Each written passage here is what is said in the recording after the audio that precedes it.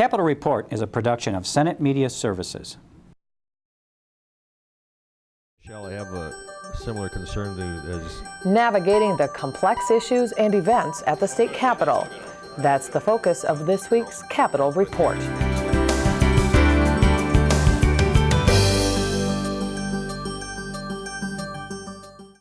Hello, everybody, and thank you for tuning in. I'm Julie Bartkey with this week's Capitol Report.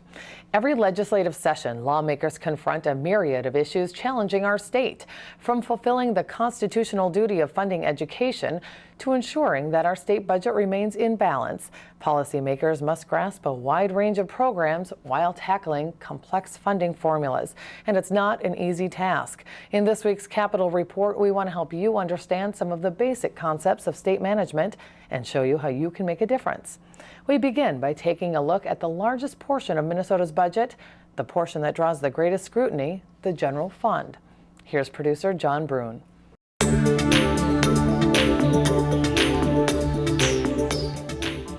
Minnesota's state budget is managed through a wide variety of funds. This combination of state and federal funds could be thought of as separate checkbooks.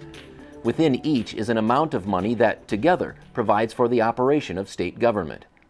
Of all funds, the state general fund is by far the largest and most important.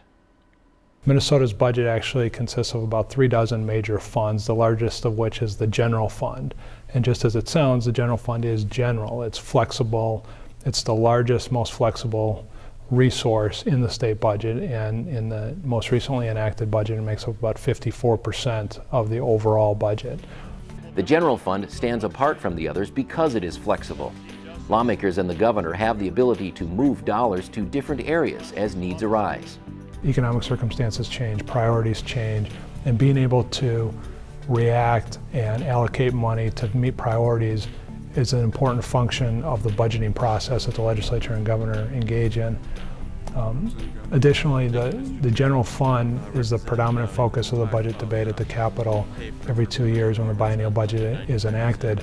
The general fund, different than dedicated resources, needs to be actually actively acted upon. The legislature sets a 2-year appropriation law, and that law needs to be enacted with the signature of the governor every 2 years.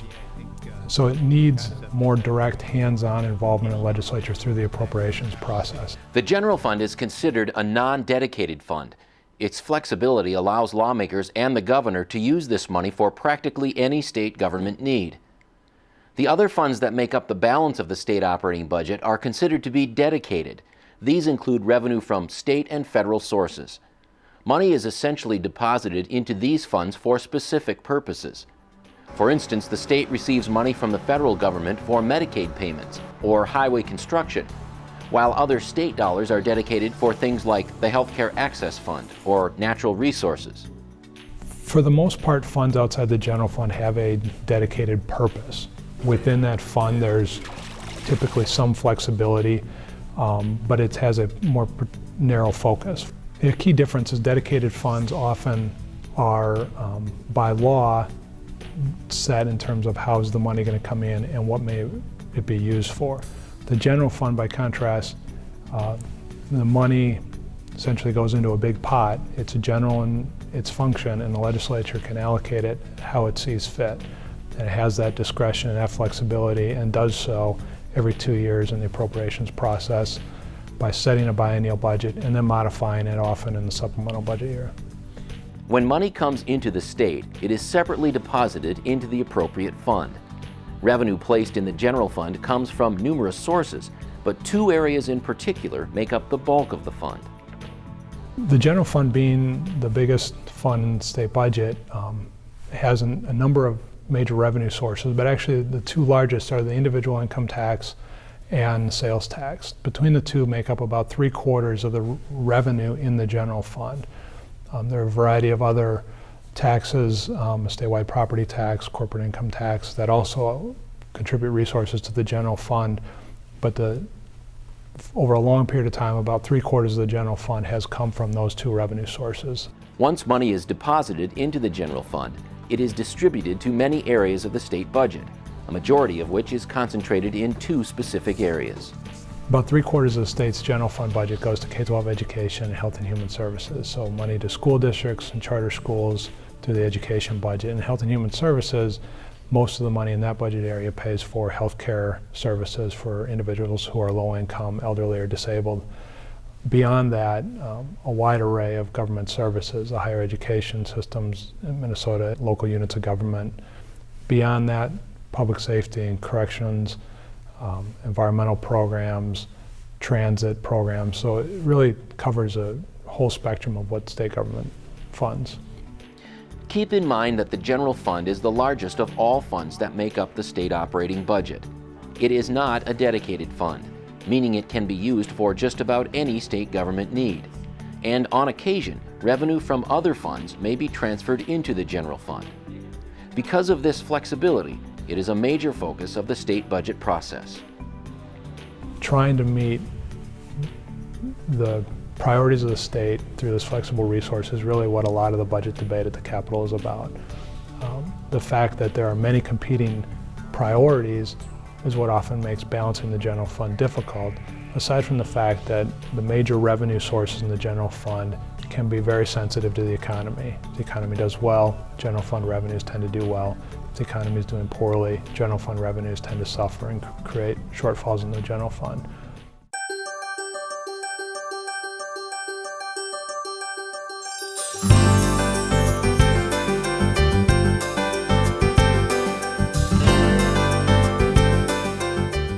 While the state's general fund accounts for about 53% of the state's operating budget, the largest portion, about $13.6 billion over 2 years, will be directed to funding early childhood and K-12 education.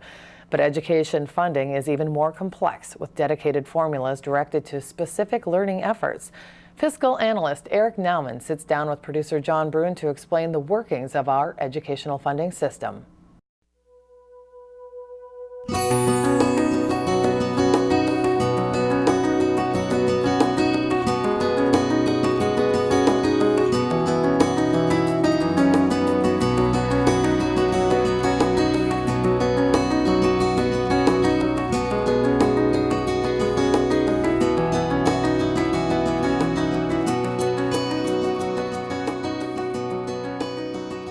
Minnesota has a long history of commitment to education.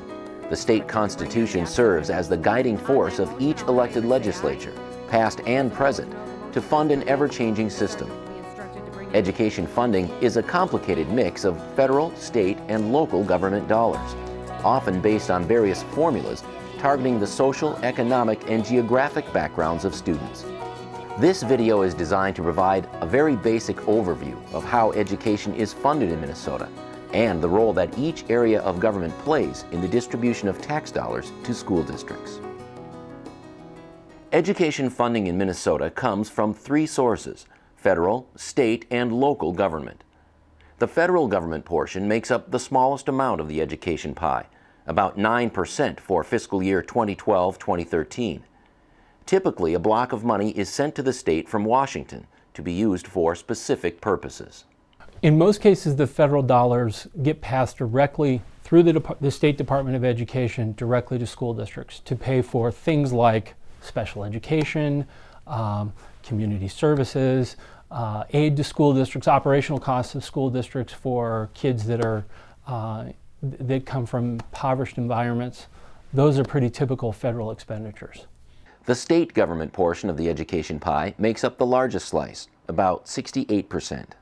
Those are the dollars that we appropriate, as they are dollars that are the result of general taxation in the state of Minnesota. And those are the main dollars that fund the school system. Education is unique in that most of the dollars that we spend at the state level is funded directly out of the general fund. Education is the largest single portion of the general fund. It's about 40% of overall general fund expenditures.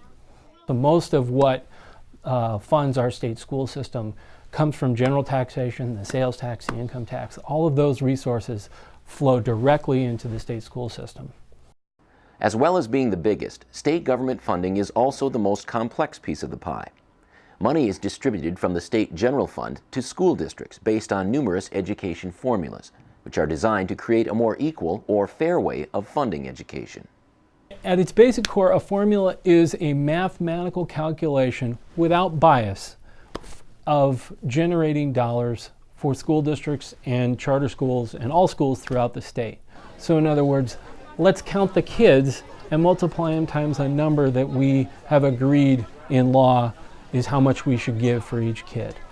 And that's a way of allocating dollars without bias. If you didn't have formulas, you would have, then the education system would run the risk of being prone to favor among legislators. Who happens to be in power today, who happens to be in power tomorrow, and let's bias the money in one place versus the other. A formula has a way of creating a little bit of distance between the decision maker and where the dollars ultimately go.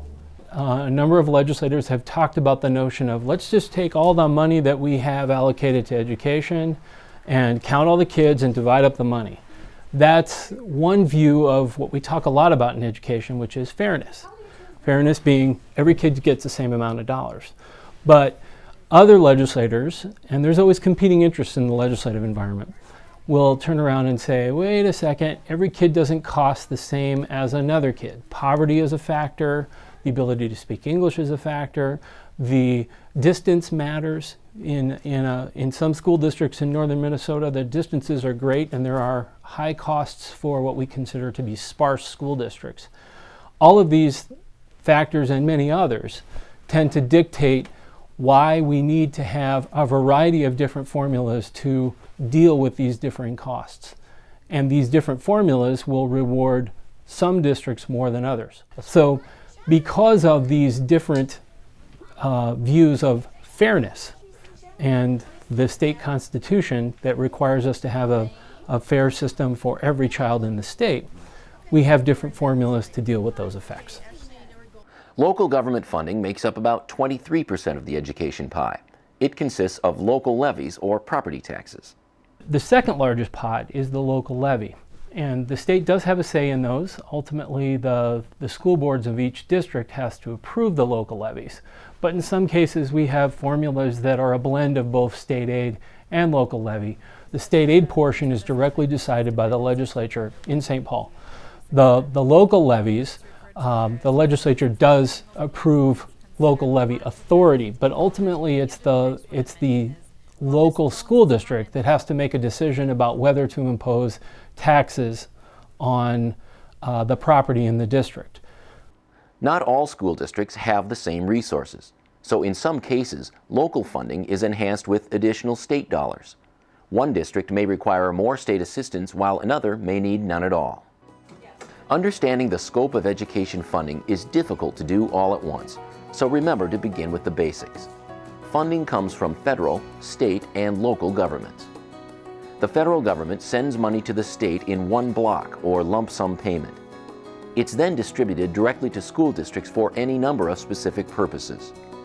Federal funds make up the smallest portion of education funding. State government is where the bulk of funding for education comes from. It's comprised of income, sales, and other tax revenue from the state general fund, and is dispersed to school districts through a number of complicated formulas. The formulas are based on social, economic, and geographic variables and are designed to produce a more uniform way of funding education. Local government includes property taxes or levies decided on by school districts and local communities. Sometimes additional state dollars are blended with local levies to help particular districts around the state.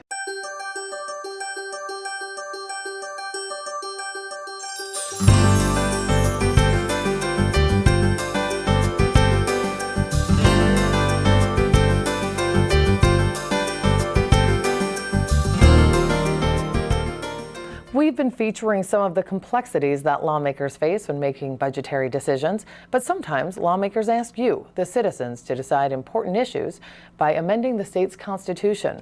For example, voters were asked in the general election in 2008 whether the state's sales tax should be increased to protect our state's natural resources and preserve Minnesota's arts and cultural heritage. Voters have been asked to decide constitutional amendments since 1858, when Minnesota first became a state. Again, here's producer John Brune. I move that further proceedings under the roll call be dispensed with and the Sergeant at Arms be instructed to bring in the absent members. On that motion, all in favor say aye. Those opposed, no. The motion does prevail, and the sergeant will be instructed to bring in the absent members. The process for passing a constitutional amendment begins just like any other bill. Legislation proposing the amendment is introduced. The bill must include the amendment itself and a statement of the question summarizing the amendment that will be submitted to the voters. The legislation moves through the committee process and, if passed, is then sent to the House and Senate floors to be voted on. If the bill passes both houses in the legislature, it goes directly to the voters in the next general election.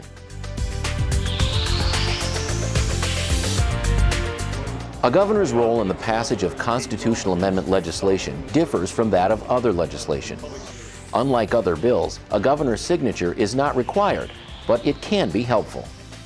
Bills containing constitutional amendments have been submitted to the governor and signed by the governor.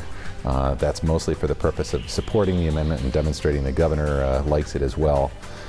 The provision in the Constitution does not refer to the governor's authority over amendments in the state constitution, and that is very much like the federal Constitution, which does not provide a role for the president in approving proposed amendments to the U.S. Constitution. Changing the state constitution is designed to be difficult. So, while a Minnesota governor can sign a constitutional amendment bill as a show of support, that's where his or her authority ends. The governor cannot and does not veto constitutional amendments. You have a step here that you don't with ordinary legislation. You're submitting the constitutional amendment to all of the voters of the state at a general election. That doesn't occur with any other bill, and I think the founders who wrote the Constitution believed it was sufficient that the people have the final say. Determining the number of votes required for passage of a constitutional amendment is a unique process. It also increases the difficulty of amending the Constitution. To determine whether a constitutional amendment passes, you have to count the total number of voters in an election, and then determine whether the amendment, that particular question, got a majority of the number of voters in the election. Not every voter will vote on the constitutional amendment questions, so the total number of votes cast for the particular question is often significantly lower than the total number of votes cast in the election. It's important to remember that if a constitutional ballot question is left blank, it is considered a no vote. If a voter doesn't vote on a constitutional amendment, the effect of abstaining is the equivalent to a no vote for the amendment. And as a matter of fact, there are instructions on the ballot, I think, that it were placed there under recent legislation that inform voters, if you don't vote on the question, it's like voting no.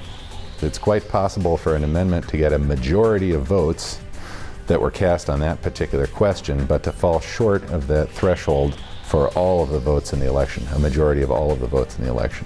Once a majority of those voting in the election approve it, the results are reviewed by a state canvassing board, and the amendment takes effect immediately, or at a time specified by that amendment. There is one other way the Minnesota State Constitution can be amended. However, it's a rare procedure that has only been tried once in the state. It's worth remembering, as we talk about ballot questions and whether the voters at a general election will approve them, that there is a much more complicated process that is provided for in the Constitution to change the terms of the Constitution. The legislature can propose to the voters that a constitutional convention be called. It can seek the approval of the voters voting in a general election to call a constitutional convention. That group of people can then meet and put together substantial revisions to the Constitution. Really, I think what's intended there would be a more wholesale set of changes throughout the Constitution. And that set of changes must then be submitted to the voters at a general election again and meet those very difficult thresholds for passage.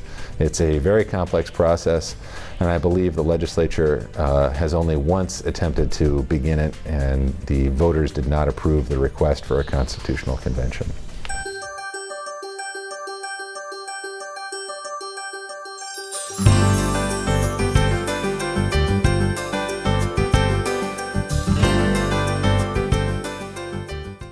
Now, your work as a citizen does not need to end at the polling place. A couple of years ago, we interviewed 2 people who set aside personal time in an effort to make change for the better. Here's their story. Every legislative session, Minnesotans come to the state capitol, lobbying as part of a group or on their own, hoping to convince lawmakers to listen to and vote for the causes they believe in. Professional lobbyists are well seasoned and skilled in the nuance of everyday life at the Capitol.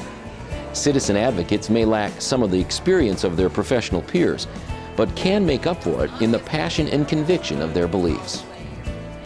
Linda Davis is a figure skating coach who brought ice arena air quality issues to the attention of the legislature.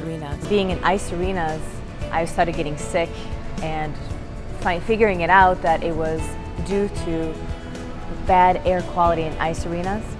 So once I found this out, I was a little distraught, obviously, and then I found out that other people were getting sick just as I was, and it created this passion within me to go and do something about it.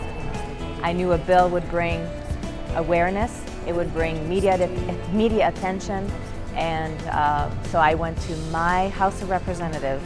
I told him the situation, and right away he said, yes, this is a public issue, I want to jump on this, and we created a bill together. Rich Neumeister has been a citizen lobbyist at the Capitol since the 1970s and has influenced numerous bills and amendments. Basically, I came from a low-income family. My dad was a disabled vet, which those dynamics do create situations for yourself. And as you grow, you see different things. And one of the things you see is how institutions interact with the individual or the family. There were just some things that I saw that I think needed correction or questioning, either of government or of private institutions, particularly when you see people saying, you can't fight City Hall, you can't deal with the insurance company, you can't do those kinds of things. And I've always had this kind of thing, yes you can. An example of an initiative which has now become law for the last 21 years is the Access to Personal Records Law, where up until 1989, private employees did not have a statutory right to get access to their personnel records. That was an item that I borrowed concepts from other states, because some laws had those states, put it in a bill in terms of a draft, gave it to a Senate legislator, at that time was Senator Jean Merriam. Hey, this sounds like a good idea. And then we were on the roll. That became law, but then one of the other things that has happened since that time, as time has gone on, I have been able to get amendments in that law so it can be enforced by the Department of Labor and Industry when the private employer denies your rights. Secondly, you can get free copies of your personnel record. So it's one of the things, when you get something on the books, it's also important, if you have the time and you're willing, and a lot of the paid lobbyists up here do that, is to follow those things and to improve on those things. Whether you want to change a law, create a new one, or are just looking for information, it's up to you to make contact with your senator or representative. The citizens themselves have to take the initiative to find out phone numbers, email addresses, who their particular representative is, and to follow through, not just to go home and say, oh, we did something today.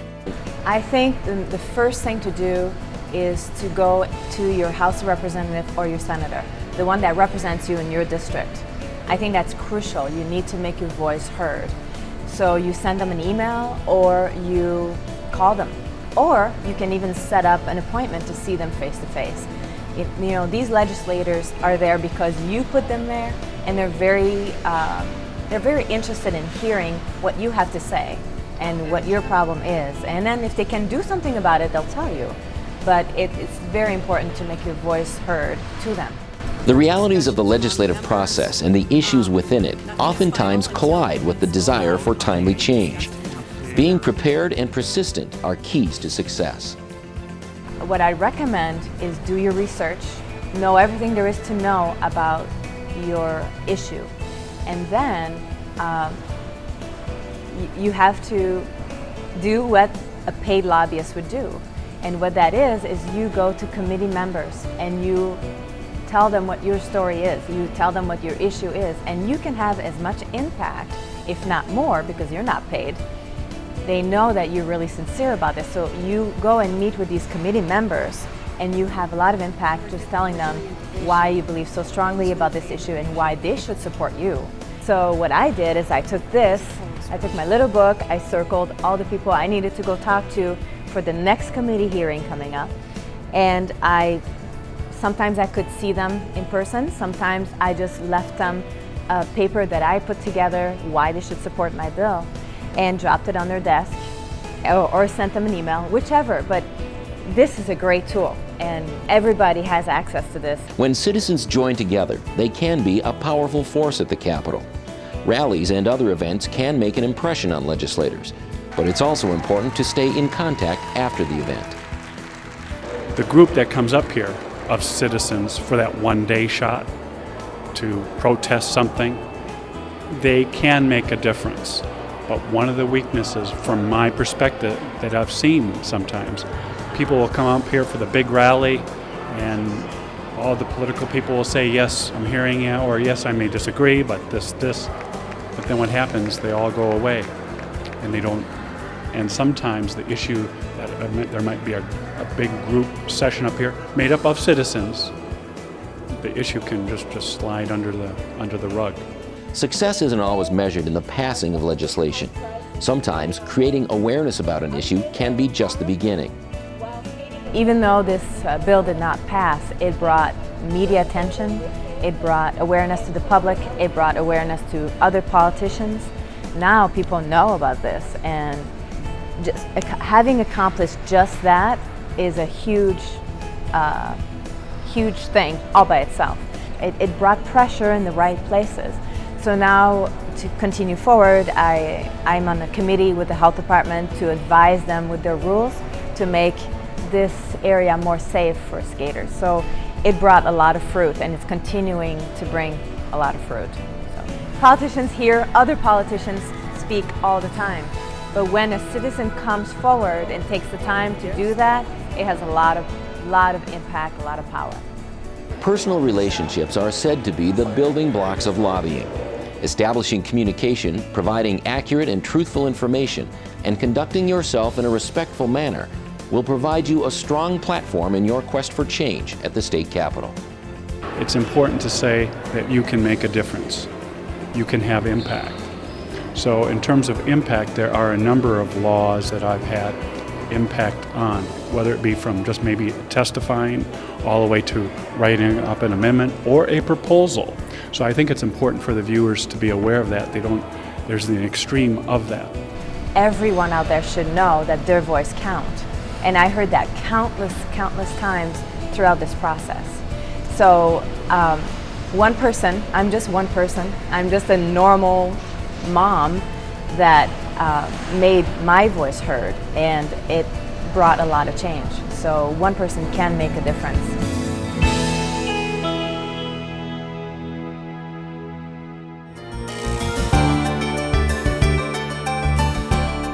That's going to conclude this week's Capitol Report from all of us at Senate Media Services. I'm Julie Barkey. Thank you for watching.